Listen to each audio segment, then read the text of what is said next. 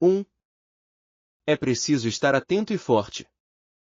Sobre a estrutura sintática da frase em destaque, assinale a opção incorreta. A. Existe uma oração subordinada que exerce função de sujeito em relação à oração principal. B. Nota-se uma oração subordinada substantiva, em que a segunda oração exerce função própria de um substantivo em relação à oração principal. C. Observa-se uma oração subordinada reduzida de infinitivo. D. Verifica-se a possibilidade de desenvolver a segunda oração em que se esteja atento e forte.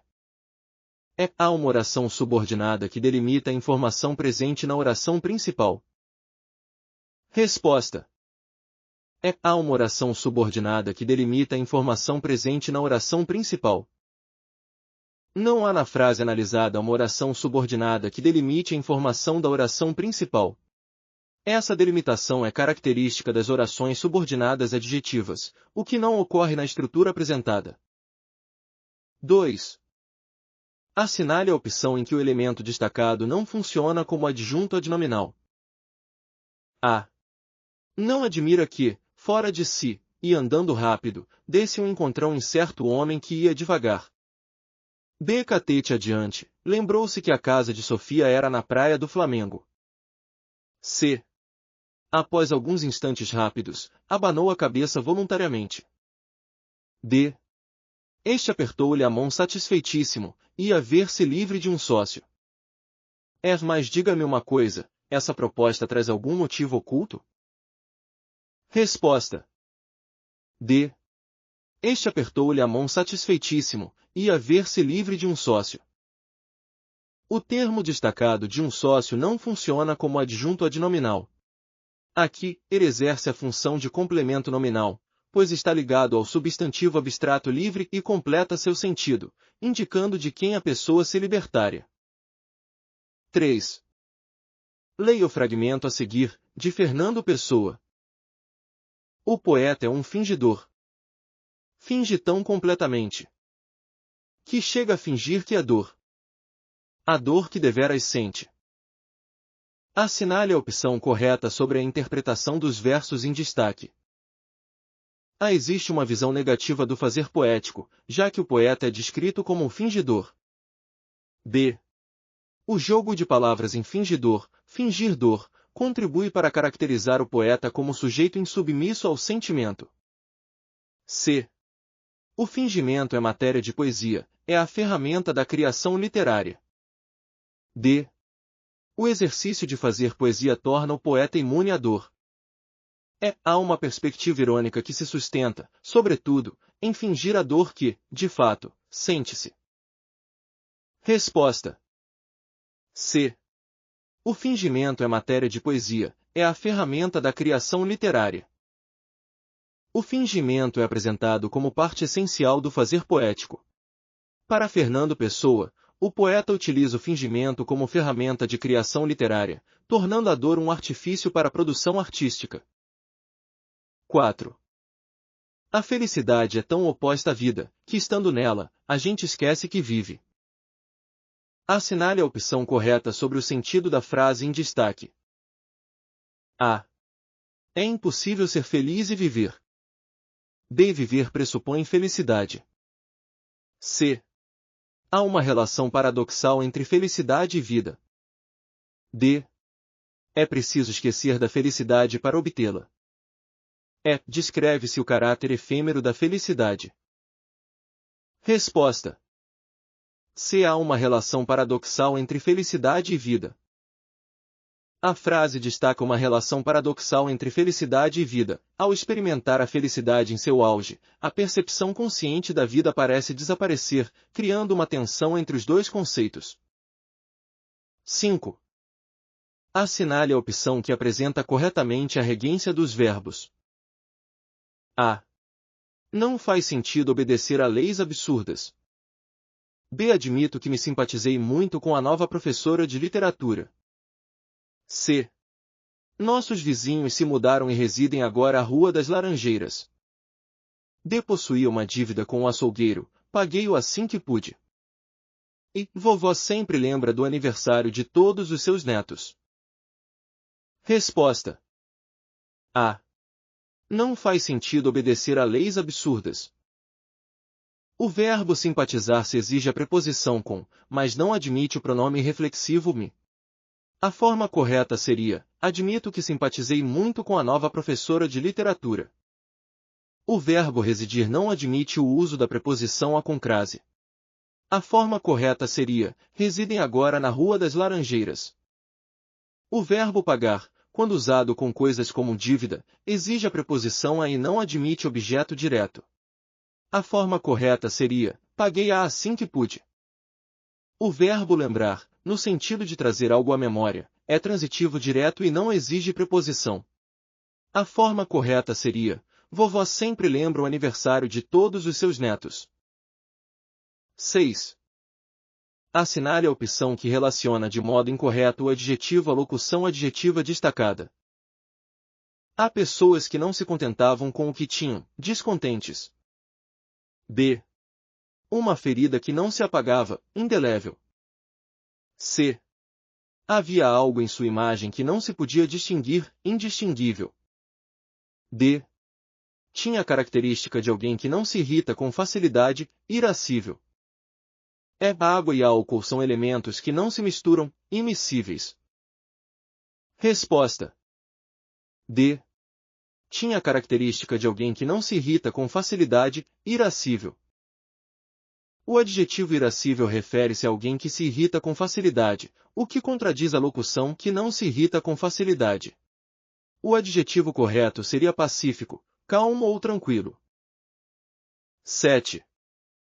Assinale a opção em que a vírgula se justifica pelo mesmo motivo do que em se as duas tribos dividirem em paz as batatas do campo, não chegam a nutrir-se suficientemente e morrem de inanição. A acrescia que, em verdade, o doente parecia estar melhorando.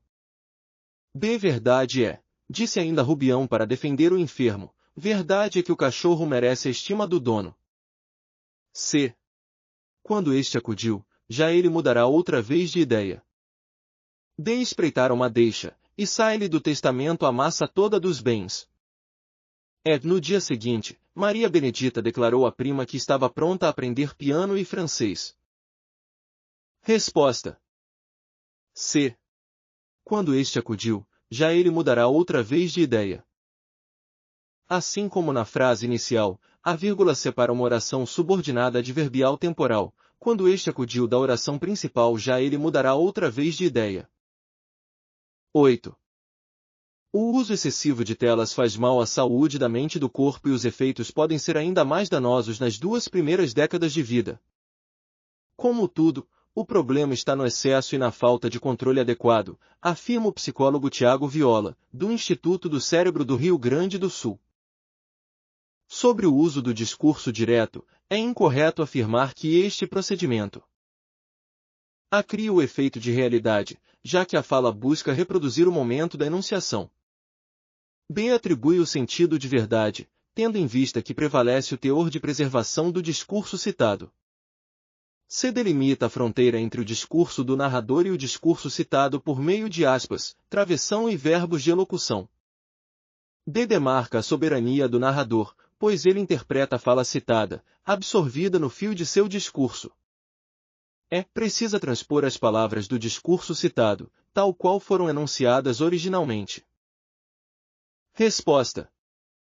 D. Demarca a soberania do narrador, pois ele interpreta a fala citada, absorvida no fio de seu discurso. Essa descrição se refere ao discurso indireto, em que o narrador incorpora e reinterpreta o discurso citado, alterando sua forma original. No discurso direto, o narrador não exerce tal soberania, pois apenas transcreve a fala do interlocutor. 9. Assinale a opção que indica corretamente a noção semântica expressa pelo elemento destacado em a moça recostara-se em uma cadeira de balanço no claro de uma janela, de modo que seu gracioso vulto imergia-se na plena luz. A consequência. B. Causa. C. Finalidade. D. Tempo. Proporcionalidade. Resposta. A consequência. A expressão de modo que geralmente introduz uma oração subordinada adverbial consecutiva, indicando um efeito ou resultado da ação mencionada anteriormente. No trecho destacado, o fato de a moça recostar-se na cadeira de balanço no claro da janela resulta na consequência de seu gracioso vulto imergir-se na plena luz. 10. Assinale a opção em que o verbo destacado indica estado. A. Ele virou-lhe as costas e tornou lentamente por onde viera. B. Piedade ficou à janela. C. Os curiosos permaneciam defronte de sua porta. D. Coitada. Devia viver bem aborrecida da sorte. E. Fazes mal em andar por aí com este sol. Resposta. D. Coitada. Devia viver bem aborrecida da sorte. O verbo viver, no contexto viver aborrecida, indica um estado contínuo de descontentamento ou insatisfação, descrevendo como alguém se encontra em um determinado período de tempo. Trata-se de uma condição emocional ou psicológica estática. 11. Assinale a opção correta em relação à concordância nominal. A. A candidata parece meia confusa. B. É proibido a entrada de visitantes nessa área. C. A diretora achou um e outro funcionário cumpridor. D. A entrada para o teatro, atualmente, está muito caro. E. As certidões estão anexas ao processo. Resposta. E. As certidões estão anexas ao processo. O adjetivo anexas concorda em gênero feminino e número plural com o substantivo certidões, conforme a regra da concordância nominal. 12. Quando olha aí a terra ardendo. Qual fogueira de São João? Eu perguntei a Deus do céu, uai! Por que tamanha judiação? Nos versos de Luís Gonzaga, o eu poético narra, em primeira pessoa, suas impressões sobre um determinado assunto. Para isso, ele utiliza construções linguísticas próprias, constatadas pelo uso. A de uma norma linguística regional, a fim de caracterizar a cultura e o modo de vida do interior. B do termo comparativo qual, que estabelece uma analogia entre terra e fogueira. C de modalidade oral, que apresenta poucos recursos comunicativos, se comparada à modalidade escrita. D do substantivo judiação, que reitera a tristeza do poeta nos trechos em destaque. É de uma norma linguística desprestigiada, que serve para apontar a desigualdade social. Resposta. A de uma norma linguística regional, a fim de caracterizar a cultura e o modo de vida do interior. Os versos de Luís Gonzaga utilizam expressões como pó e aí em vez de golhei e judiação, que são características da linguagem regional do Nordeste brasileiro, reforçando o vínculo do eu poético com a cultura do interior e a oralidade típica dessa região. 13. A Constituição Federal, em seu artigo 225, impõe ao poder público e à coletividade o dever de defender o meio ambiente ecologicamente equilibrado e preservá-lo para as presentes e futuras gerações. Buscando a adoção de políticas públicas de âmbito nacional, em prol da melhoria da prestação jurisdicional e do efetivo cumprimento da Carta Constitucional por parte dos administradores da Justiça, foi editada pelo CNJ a Resolução nº 400 de 2021, que dispõe sobre a política de sustentabilidade no âmbito do Poder Judiciário. De acordo com o referido ato normativo, é correto afirmar que os indicadores de desempenho do Plano de Logística Sustentável serão uniformes para todos os órgãos do Poder Judiciário, sendo vedada a inclusão de novos temas pelos órgãos do Poder Judiciário. B. A unidade de sustentabilidade dos órgãos do Poder Judiciário deve fomentar ações que estimulem o uso sustentável de recursos naturais e bens públicos, a promoção das contratações sustentáveis e a promoção da equidade e da diversidade. Se a adequada gestão dos resíduos gerados deve priorizar a disposição final dos resíduos segregados pelos órgãos do Poder Judiciário em aterros sanitários. D. É vedada a adoção das compras compartilhadas com outros órgãos, a fim de garantir a rastreabilidade e a origem dos insumos adquiridos, que devem ser apuradas nos indicadores do Plano de Logística Sustentável. A unidade de sustentabilidade deve ser criada pelos órgãos do Poder Judiciário por tempo determinado, pelo prazo necessário à elaboração do Plano de Logística Sustentável. Resposta: B. A unidade de sustentabilidade dos órgãos do Poder Judiciário deve fomentar ações que estimulem o uso sustentável de recursos naturais e bens públicos, a promoção das contratações sustentáveis e a promoção da equidade e da diversidade.